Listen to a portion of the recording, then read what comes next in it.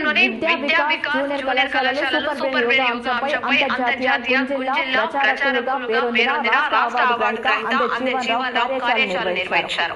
విద్యార్థులకు super brain yoga చాలా ఉపయుక్తమైందని, దీని వలన విద్యార్థుల జ్ఞానము, ఏకాగ్రత, అభ్యాసనము, సృజనాత్మకత, సమస్య పరిష్కారము, మానసిక సమతుల్యత మొదలైనవి పొంది సమస్యలు, ఆందోళనల నుండి ఉపశమనం పొందుతారని తెలిపారు.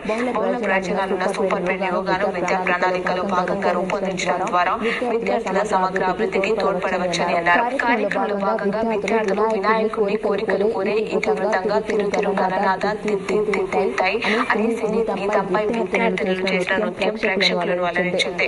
అనంతరం విద్యార్థులు మరియు సిబ్బందిచే 14 రౌండ్ల సూపర్ బ్రెయిన్ యోగా చేయించారు. తాను వివిధ సదస్సులు సమర్పించిన పరిశోధన పత్రాలను కళాశాల కరెస్పాండెంట్ శ్రీనివాసులకు అందజేశారు. కళాశాల కరెస్పాండెంట్ మాట్లాడుతూ దేవాలయాలు మరియు పాఠశాలలో పూజలు తీయడం కనుమరుగవుతున్న తరుణంలో అందే జీవన్ రావు పదవి విరమణ తర్వాత కూడా విద్యార్థులకు ఉపయుక్తమైన సూపర్ బ్రెయిన్ యోగా అంశంపై దేశంలోని వివిధ రాష్ట్రాలలోనూ కూడా కాకుండా ఇతర దేశాలలో కార్యశాలలు నిర్వహించడం అభినందనీయమన్నారు.